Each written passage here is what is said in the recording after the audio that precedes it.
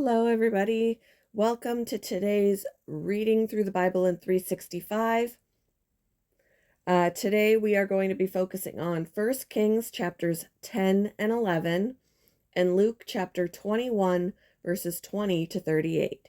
We're getting started in 1 Kings chapter 10. When the Queen of Sheba heard of Solomon's fame, which brought honor to the name of the Lord, she came to test him with hard questions.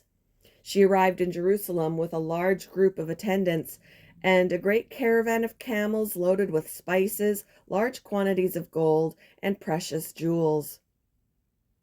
When she met with Solomon, she talked with him about everything she had on her mind. Solomon had answers for all her questions. Nothing was too hard for the king to explain to her. When the Queen of Sheba realized how very wise Solomon was, and when she saw the palace he had built, she was overwhelmed. She was also amazed at the food on his tables, the organization of his officials and their splendid clothing, the cupbearers, and the burnt offerings Solomon made at the temple of the Lord. She exclaimed to the king, "Everything I heard in my country about your achievements and wisdom is true. I didn't believe what was said until I arrived here and saw it with my own eyes. In fact, I had not heard the half of it. Your wisdom and prosperity are far beyond what I was told. How happy your people must be. What a privilege for your officials to stand here day after day, listening to your wisdom. Praise the Lord your God, who delights in you and has placed you on the throne of Israel. Because of the Lord's eternal love for Israel, he has made you king, so you can rule with justice and righteousness." Then she gave the king a gift of 9,000 pounds of gold, great quantities of spices, and precious jewels. Never again were so many spices brought in as those the Queen of Sheba gave to King Solomon. In addition, Hiram's ships brought gold from Ophir, and they also brought rich cargoes of red sandalwood and precious jewels. The king used the sandalwood to make railings for the temple of the Lord and the royal palace, and to construct lyres and harps for the musicians. Never before or since has there been such a supply of sandalwood. Excuse me. King Solomon gave the Queen of Sheba whatever she asked for, besides all the customary gifts she had so generously given. Then she and all her attendants returned to their own land. Each year, Solomon received about 25 tons of gold. This did not include the additional revenue he received from merchants and traders, all the kings of Arabia and the governors of the land. King Solomon made 200 large shields of hammered gold, each weighing more than 15 pounds. He also made 300 smaller shields of hammered gold, each weighing nearly 4 pounds. The king placed these shields in the palace of the Forest of Lebanon. Then the king made a huge throne, decorated with ivory and overlaid with fine gold. The throne had 6 steps and a rounded back. There were armrests on both sides of the seat, and the figure of a lion stood on each side of the throne.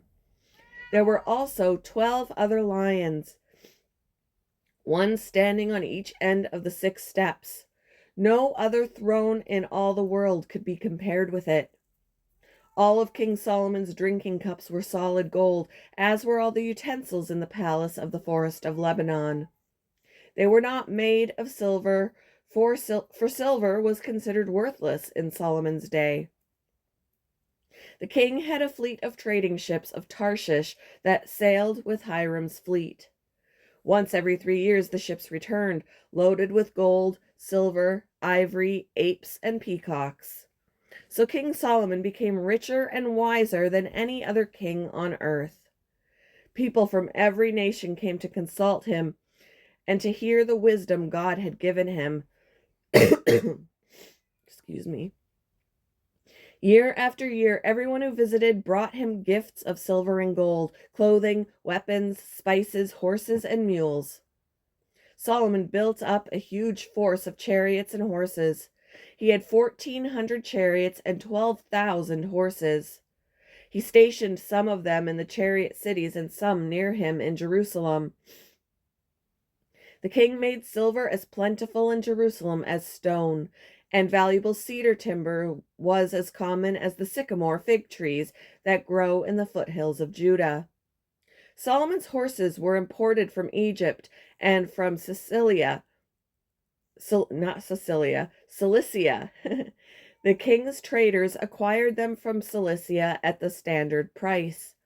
At that time, chariots from Egypt could be purchased for 600 pieces of silver and horses for 150 pieces of silver. They were then exported to the kings of the Hittites and the kings of Aram. Chapter 11. Now King Solomon loved many foreign women. Besides Pharaoh's daughter, he married women from Moab, Ammon, Edom, Sidon, and from among the Hittites. The Lord had clearly instructed the people of Israel, "You must not marry them because they will turn your hearts to their gods." Yet Solomon insisted on loving them anyway. He had 700 wives of royal birth and 300 concubines. And in fact, they did turn his heart away from the Lord. In Solomon's old age, they turned his heart to worship other gods instead of being completely faithful to the Lord his God, as his father David had been. Solomon worshipped Ashtaroth, the goddess of the Sidonians, and Moloch, the detestable god of the Ammonites. In this way, Solomon did what was evil in the Lord's sight.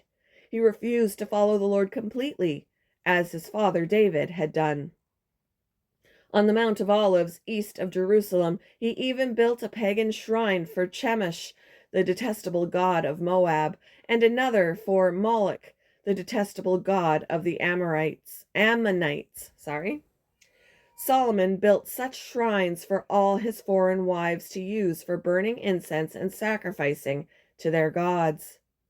The Lord was very angry with Solomon, for his heart had turned away from the Lord, the God of Israel, who had appeared to him twice. He had warned Solomon specifically about worshiping other gods, but Solomon did not listen to the Lord's command. So now the Lord said to him, "Since you have not kept my covenant and have disobeyed my decrees, I will surely tear the kingdom away from you and give it to one of your servants. But for the sake of your father, David, I will not do this while you are still alive. I will take the kingdom away from your son, and even so, I will not take away the entire kingdom. I will let him be king of one tribe for the sake of my servant David, and for the sake of Jerusalem, my chosen city." Then the Lord raised up Hadad, the Edomite, a member of Edom's royal family, to be Solomon's adversary. Years before, David had defeated Edom. Joab, his army commander, had stayed to bury some of the Israelite soldiers who had died in battle. While there, they killed every male in Edom. Joab and the army of Israel had stayed there for 6 months, killing them. But Hadad and a few of his father's royal officials escaped and headed for Egypt. Hadad was just a boy at the time. They set out from Midian and went to Paran, where others joined them. Then they traveled to Egypt and went to Pharaoh, who gave them a home, food, and some land. Pharaoh grew very fond of Hadad and gave him his wife's sister in marriage, the sister of Queen Tahpenes. She bore him a son named Genubath. Tahpenes raised him in Pharaoh's palace among Pharaoh's own sons. When the news reached Hadad in Egypt that David and his commander Joab were both dead, he said to Pharaoh, "Let me return to my own country." "Why?" Pharaoh asked him. "What do you lack here that makes you want to go home?" Nothing, he replied, but even so, please let me return home. God also raised up Rezin, son of Eliada, as Solomon's adversary. Excuse me. Rezin had fled from his master, King Hadadezer of Zobah, and had become the leader of a gang of rebels. After David conquered Hadadezer, Rezin and his men fled to Damascus, where he became king. Rezin was Israel's bitter adversary for the rest of Solomon's reign, and he made trouble just as Hadad did. Rezin hated Israel intensely and continued to reign in Aram. Another rebel leader was Jeroboam, son of Nebat, one of Solomon's own officials. He came from the town of Zereda in Ephraim, and his mother was Zeruah, a widow. This is the story behind his rebellion. Solomon was rebuilding the supporting terraces and repairing the walls of the city of his father David. Jeroboam was a very capable young man, and when Solomon saw how industrious he was, he put him in charge of the labor force from the tribes of Ephraim and Manasseh, the descendants of Joseph. One day, as Jeroboam was leaving Jerusalem, the prophet Ahijah from Shiloh had met him. One day, as Jeroboam was leaving Jerusalem, the prophet Ahijah from Shiloh met him along the way. Ahijah was wearing a new cloak. The two of them were alone in a field, and Ahijah took hold of the new cloak he was wearing and tore it into 12 pieces. Then he said to Jeroboam, "Take 10 of these pieces, for this is what the Lord, the God of Israel, says. I am about to tear the kingdom from the hand of Solomon, and I will give 10 of the tribes to you.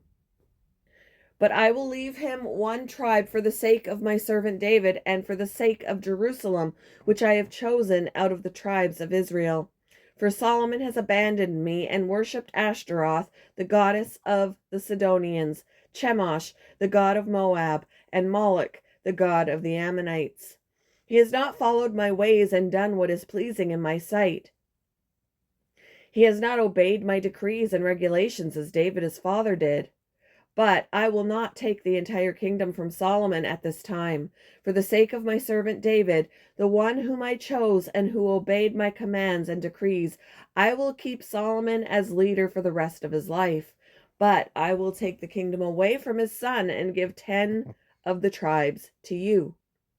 His son will have one tribe, so that the descendants of David, my servant, will continue to reign, shining like a lamp in Jerusalem, the city I have chosen to be the place for my name. And I will place you on the throne of Israel, and you will rule over all that your heart desires. If you listen to what I tell you and follow my ways and do whatever I consider to be right, and if you obey my decrees and commands as my servant David did, then I will always be with you.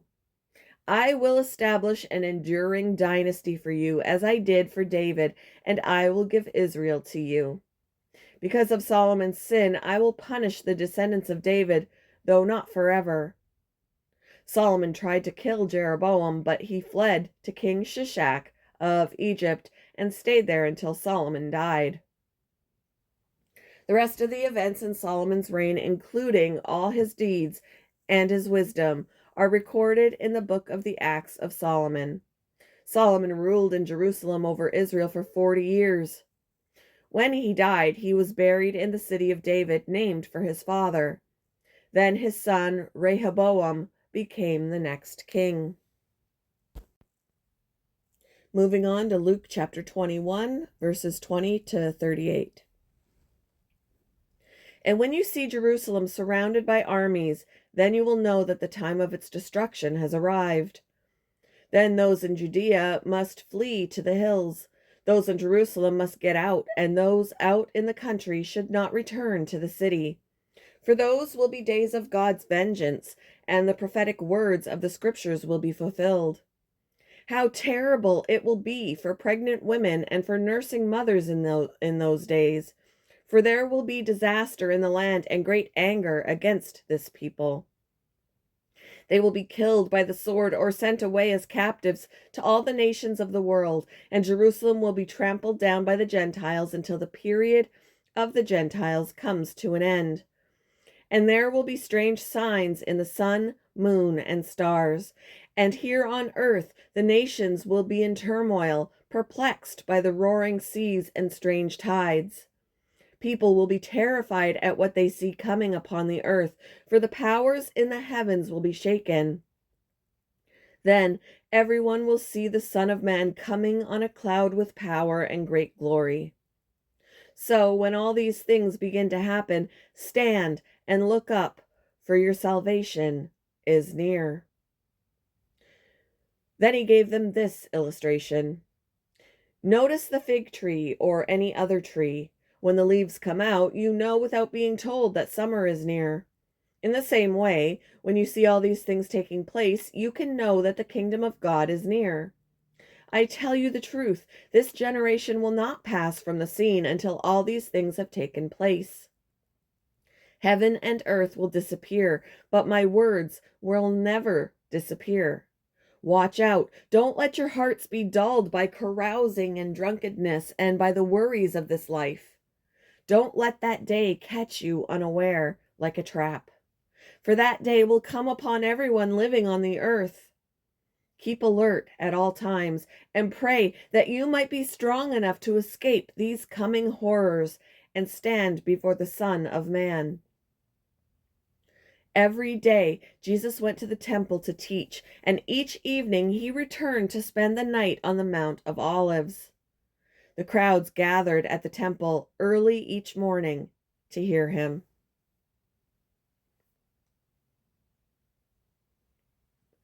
Thank you for joining me for today's reading through the Bible in 365. I hope you all have a wonderful Wednesday, and I will see you in the next one, guys. Bye.